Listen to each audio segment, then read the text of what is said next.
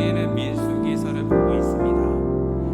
그 민수기서에서 말씀하시는 것은 이스라엘 백성들이 이제 시내산에서 가나안을 향해 준비하는 과정 가운데 있습니다. 이 준비하는 과정 가운데 하나님은 이스라엘 백성에게 명령하신 것이 있습니다. 레위기서의 주제 말씀이기도 한데요. 그 명령은 바로 이런 것입니다. 너희는 거룩하라. 이는 나 여호와 하나님이 거룩함이니라.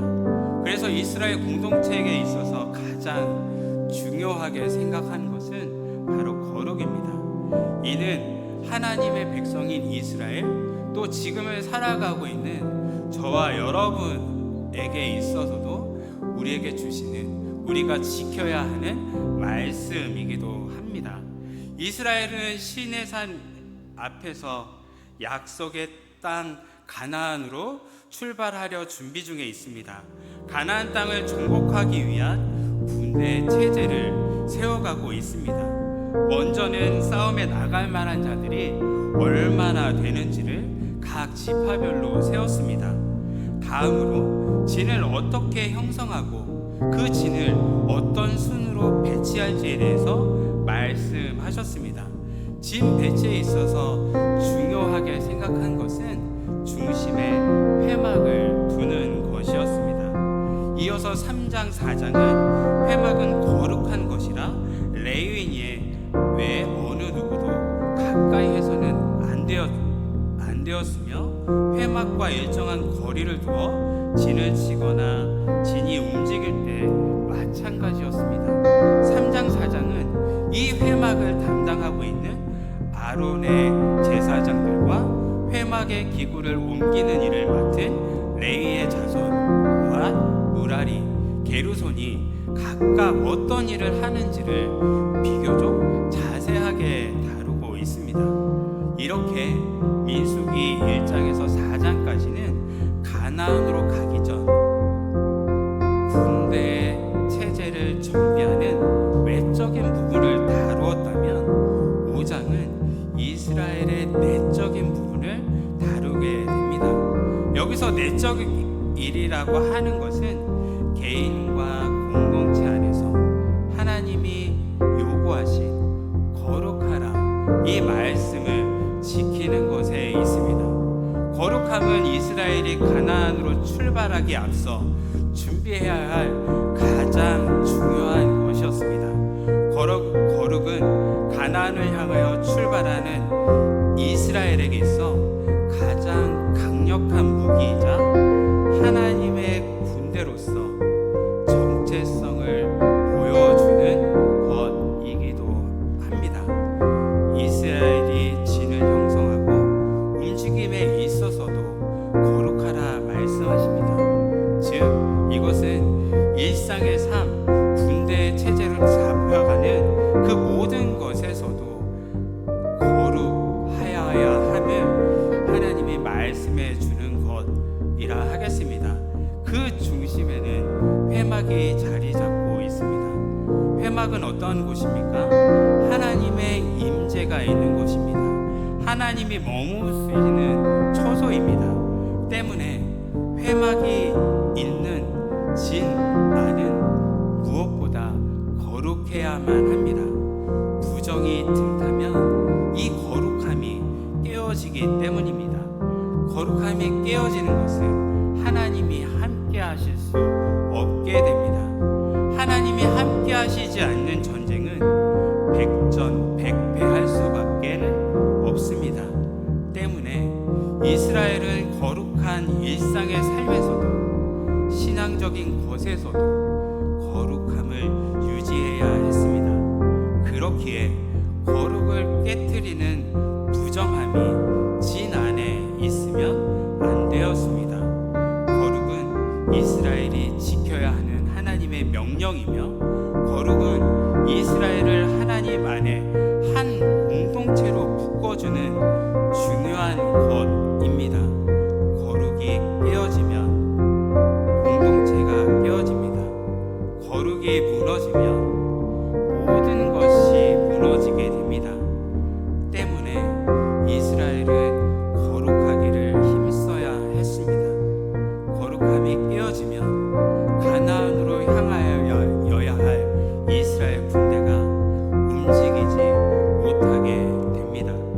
본문은 이러한 거룩함을 깨트리는 부정함의 요소들을 세 부분의 규례를 통해 어떻게 이 부정함을 처리해야 하는지 다루고 있습니다. 본문을 보시면 알겠지만 1절부터 4절까지는 부정한 자들에 대한 규례, 5절에서 10절까지는 서로에게 손해를 입힌 죄에 대한 규례, 11절부터 마지막 31절까지는 간통이 의심되는 여인에 대한 규례로 구성되어 있습니다.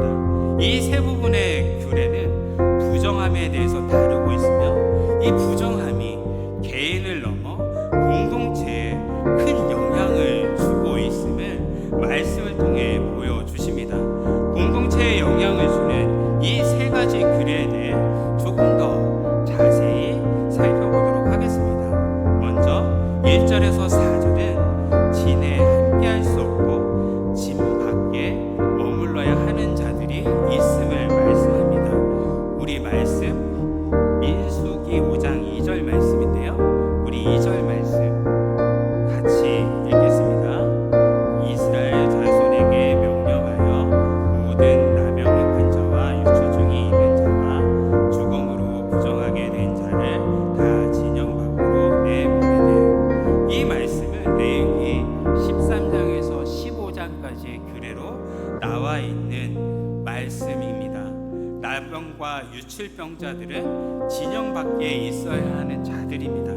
이들이 진영 밖에 있어야 하는 이유는 그들이 병이 전염성을 가진 질병이기에 이들을 통해 진 안에 머무는 많은 백성들이 병이 퍼지지 않도록 하기 위함입니다.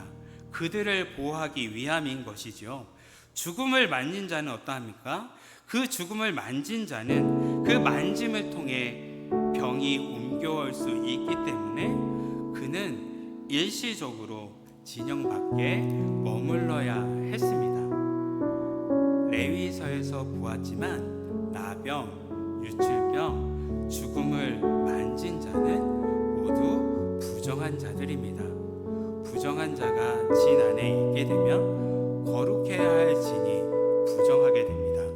그래서 이들은 진 밖에 머물러야 했습니다.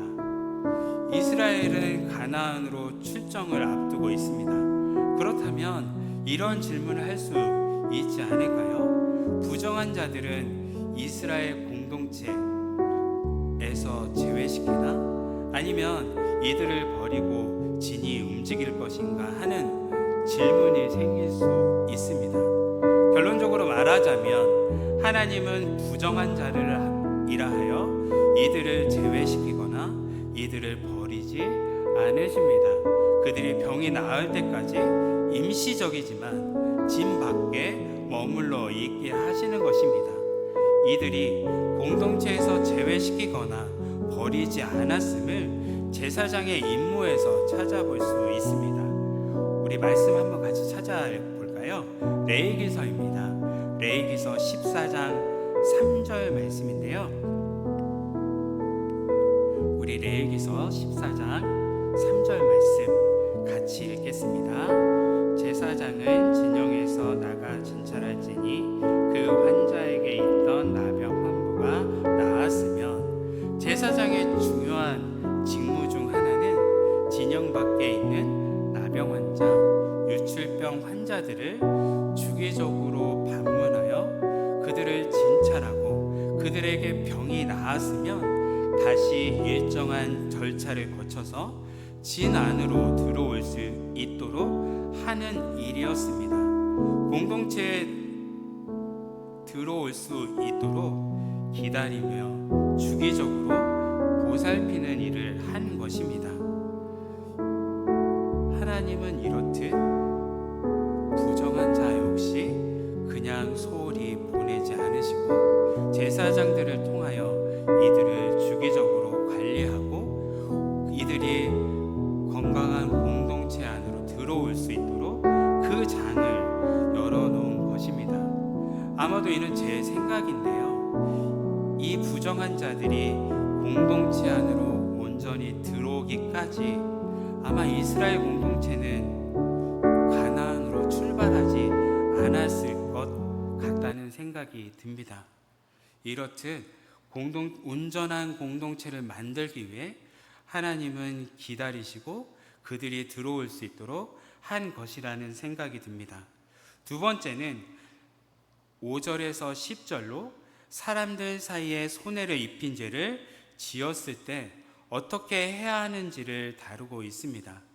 우리가 잘 알듯 이스라엘 공동체는 200만 명이 넘는 사람들이 모인 곳입니다. 사람들이 모인 곳이다 보니 서로의 관계 가운데 있어서 여러 가지 문제들이 발생할 것입니다. 서로에게 손해를 입히는 경우도 생겼을 것입니다.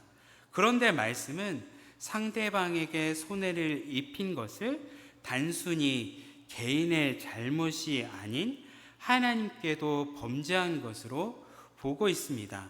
사람 사이에 손해를 입히는 것은 당연한, 오히려 의례적으로 일어난 일일 것인데 그것을 상대방뿐만 아니라 하나님께도 죄를 범한 것이라 말씀하시는 것일까요? 우리 6절 말씀인데요. 우리 6절 말씀, 민수기 5장 6절 말씀 같이 읽겠습니다. 이스라엘 자손에게 이르라. 남자나 여자나 사람들이 범하는 죄를 범하여 여호와께 거역함으로 죄를 지으면, 이 말씀을 제가 새 번역 성경으로 조금 더 쉽게 풀이했는데요. 새 번역 성경으로 읽어드리겠습니다. 너는 이스라엘 자손에게 일러라. 남자나 여자를 가릴 것 없이 남에게 어떤 잘못이든지 저질러서 그 일로 주를 배신하였을 때 그런 사람은 자기의 잘못을 깨닫는 대로 그 일로 주를 배신하였을 때라고 말씀하시는 것과 같이 서로의 관계 안에서 손해를 입힐 수 있는 문제를 하나님을 배신하는 것으로 말씀하십니다. 왜 이렇게 말씀하실까요? 그것은 상대방에게 손해를 입히는 것이 단순히 실수가 아닌 의도적으로, 고의적으로 상대방에게 피해를 주기 위한 행동이었기 때문입니다. 고의적으로 손해를 입히기 위한 일들이 문제가 될 것입니다. 이는 공동체에 영향을 주는 이유가 되기도 하죠. 왜입니까? 서로를 신뢰할 수 없게 되기 때문입니다. 예를 들어 힘 있는 자가 그 힘을 가지고 약한 자에게 손해를 입힌다고 생각해 보십시오. 이렇게 된다면 강한 자가 득세하는 사회가 될 것입니다. 서로가 신뢰할 수 없게 되어 신뢰가 할 수 없으니 이 하나님의 안에 한 공동체를 이루어야 할 이스라엘 공동체가 연합할 수 없게 되는 것은 불을 보듯 뻔한 일일 것입니다. 그렇기에 상대방에게 손해를 입히는 것은 사람에게 뿐만 아니라 하나님께 죄를 범한 것이 되어지는 것입니다. 이 죄를 속하기 위해선 손해를 끼친 사람이 먼저 자신의 잘못을 시인하고 사과를 해야 합니다. 그리고 나서 손해를 끼친 값을 치루되 본래 값을 치르고 이에 더해 20%를 더한 배상금까지 내야 한다고 규정하고 있습니다. 만약 손해를 입은 사람이 죽고 없다면 그 가족이나 친족을 찾아서 배상해야 했습니다. 만약에 친족도 없다면 제사장에게로 가서 그 값을 치렀습니다. 이것이 우리에게 말씀해 주는 것은 무엇입니까? 죄의 값은 반드시 보상해야 한다는 것, 죄의 값은 반드시 치러져야 한다는 것을 의미합니다. 가장 가까운 가족이나 친족을 찾아 자신의 잘못을 시인하고 본래 값과 20%의 배상금을 치름으로 공동체가 하나 되는 것을 유지하는 데 힘썼습니다. 또한 공동체가 하나 되기 위해 지금의 값을 치르고 배상금을 더하는 것과는 반대로도 생각해 볼 필요가 있습니다. 이스라엘은 손해 입은 사람이나 가족이나 친족으로 보상을 받기도 했으면 반대로 어려움 당한 이를 위하여 가족과 친족이 그를 대신해 값을 지불해야 하는 경우도 있었기 때문입니다. 나의 가족이 땅을 팔았지만 그 땅을 사올 수 없다면 친족들이 대신 그 값을 치르고 그 땅을 사야 했습니다. 마치 이것은 예수 그리스도께서 우리의 죄값을 대신하여 십자가에서 피 흘리심으로 그 대가를 치르는 것과 같은 이치입니다. 우리 성경 한번 찾아볼까요? 이 이야기에 대해서 룻기서 4장 4절의 말씀인데요. 우리 룻기서 4장 4절의 말씀 같이 찾아서 읽어보겠습니다.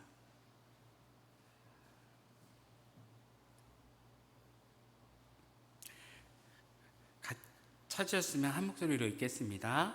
내가 여기 앉은 이들과 내 백성의 장로들 앞에서 그것을 사라고 내게 말하여 알게 하였노라.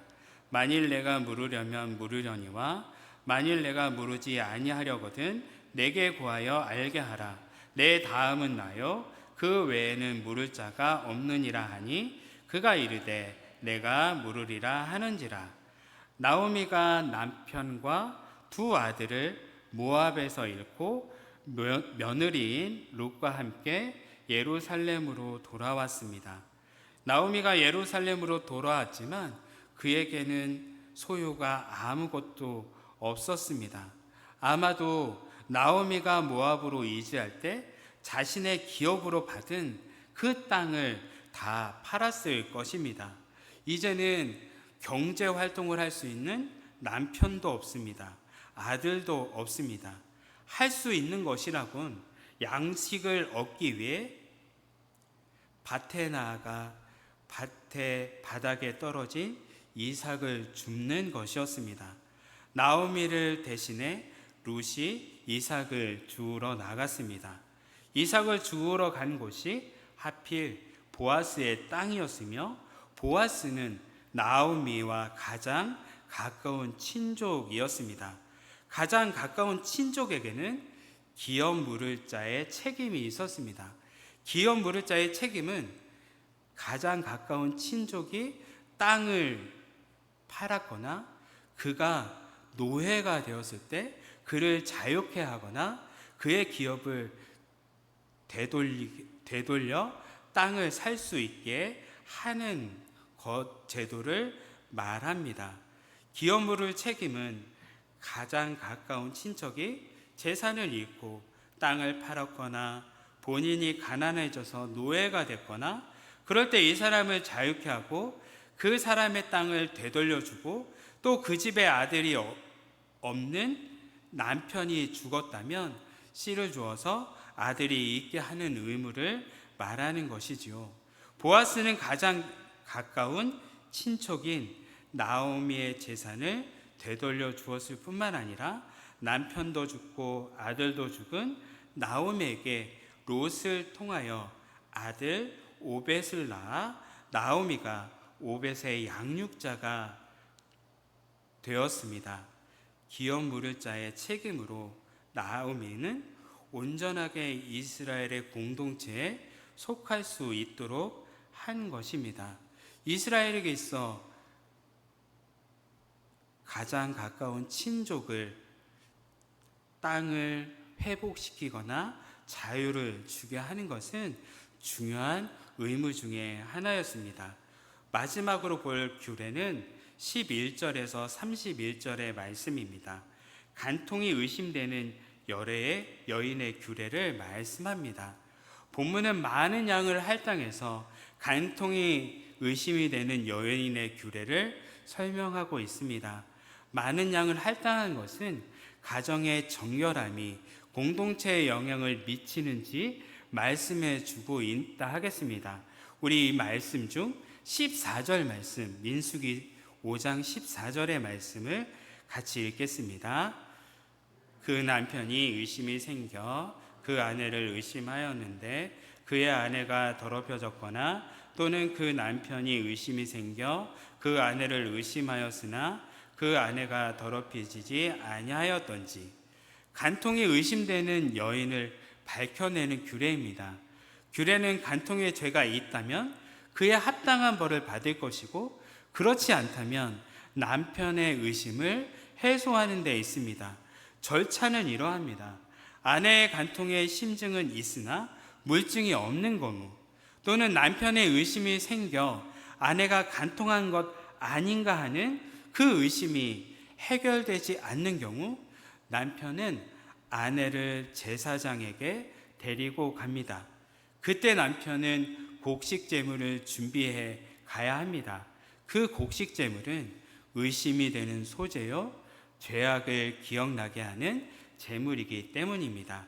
제사장은 거룩한 물을 한 그릇 떠다가 그 안에 성막의 바닥에 흙을 넣었습니다.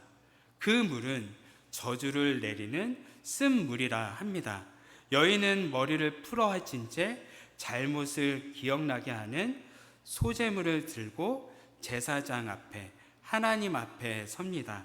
제사장은 그 앞에서 저주를 내리는 쓴물을 들고 서서 여인에게 간음을 저질렀다면 저주를 받아 넓적다리가 마르고 배가 부어오르게 되며 백성들에게 저주거리가 될 것이다 라는 맹세를 시킵니다. 이후 제사장은 저주의 말을 쓴 두루마리를 그 쓴물에 씻습니다. 그리곤 제사장은 그 여인의 손에서 잘못을 기억나게 하는 소제물을 받아 그중 한 웅품을 집어 제단에 불사릅니다. 그리고 마지막으로 여인으로 하여금 저주를 내리는 쓴물을 마시게 합니다. 만약 여인의 배가 불러오고 넓적다리가 마르게 되면 그 여인은 간음의 죄를 저지른 것이며, 아무런 일도 일어나지 않으면 그 여인은 간음을 저지르지 않는 것이 됩니다. 이 규례를 보면 지금의 상황으론 이해되기 어렵습니다. 자신의 아내를 의심한다는 이유로 죄를 지은 것이 아님에도 불구하고 죄를 지은 것처럼 머리를 풀어헤치고 많은 사람들이 보는 앞에서 제사장에게로 가야 합니다. 이렇게도 문제가 되지 않았던 것은 그때 당시 아내는 남편의 소유물로 취급당하던 시대였습니다. 남편이 마음에 들지 않으면 언제나 이유 없이 아내를 버릴 수 있었습니다. 조금 더 나쁜 남편을 만나면 아내가 간통했다 속이고 그 아내를 버리거나 죽이는 일까지 빈번히 일어났던 시대였던 것입니다. 이런 시대 상황 속에 하나님께서 지금의 규례를 주셨습니다. 규례를 주신 이유는 여인을 보호하기 위해 만들어 놓은 것이지요. 생각해 보십시오. 남편에게 쫓겨난 여인은 할 수 있는 것이 아무도 없습니다. 쫓겨난 여인의 삶이란 비참하기 그지 없었을 것입니다. 그래서 이 규례가 있기 전과 후는 매우 다릅니다. 간통을 하지 않았는데 의심을 받는 여인이 있다면 이 규례 이전에는 어떻게 되었습니까? 여인을 버렸습니다. 규례가 생긴 이유는 남편과 시시비비를 가릴 수 있게 됩니다. 남편이 함부로 아내를 버릴 수 없게 된 것입니다. 아내의 관통을 이렇게 기록한 이유는 하나님의 관심이 가정에 있음을 보여주는 것입니다. 공동체를 형성하는 가장 기본은 가정입니다. 가정은 정결함을 지키는 가장 중요한 단위인 것이지요. 가정의 정결함은 곧 공동체의 정결함과 연관 지을 수 있기 때문입니다. 가정이 정결함을 잃어버리고 마음이 내키지 않는다여 아내를 버리는 것이 일상적이 된다면 가정은 파탄에 이르게 될 것입니다. 온전한 가정으로 세워 나아갈 수 없게 됩니다. 가장 기본적인 가정이 이렇게 깨어짐으로 정결하지 못하게 되는데, 공동체가 정결하게 되는 것은 아마도 어려운 일일 것입니다.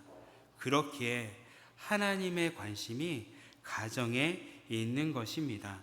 이스라엘이 정결함으로 거룩함으로 준비되어야 하는 것은 그들이 가는 곳이 가나안이기 때문입니다. 가나안은 음란이 가득한 곳입니다.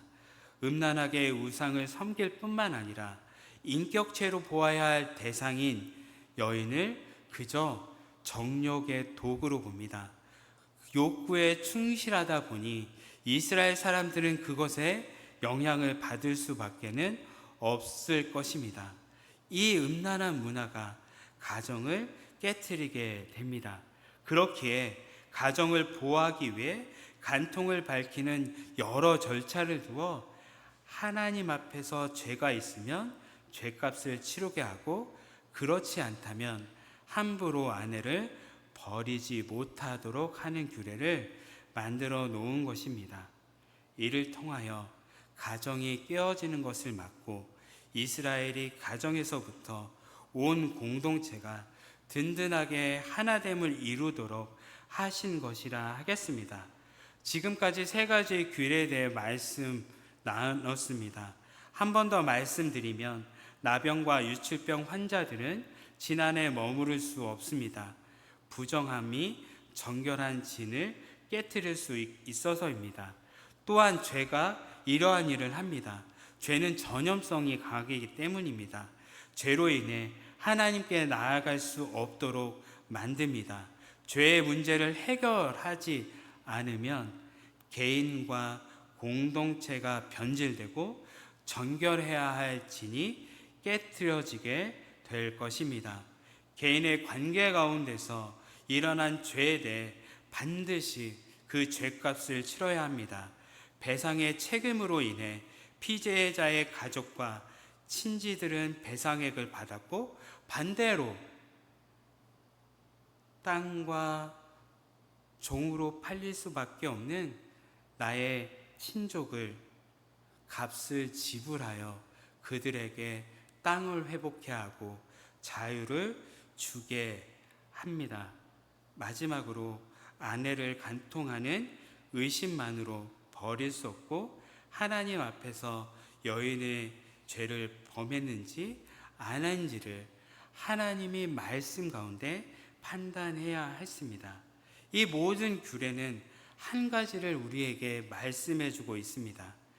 공동체가 바로 서기 위해서는 반드시 죄의 문제를 해결해야 한다는 것을 우리에게 말씀해 주고 있는 것입니다.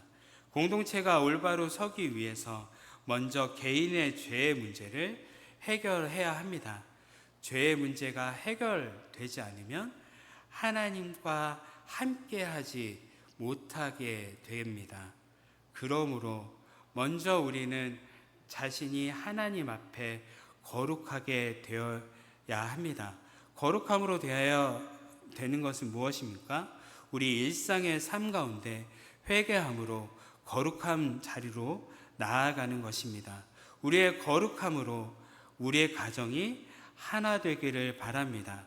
우리의 거룩함으로 우리 교회가 하나님이 함께 하시는 교회, 거룩함으로 더욱더 든든하게 하나 되는, 세워가는 우리 명광교회가 되기를 소망합니다. 우리 찬양하며 기도의 자리로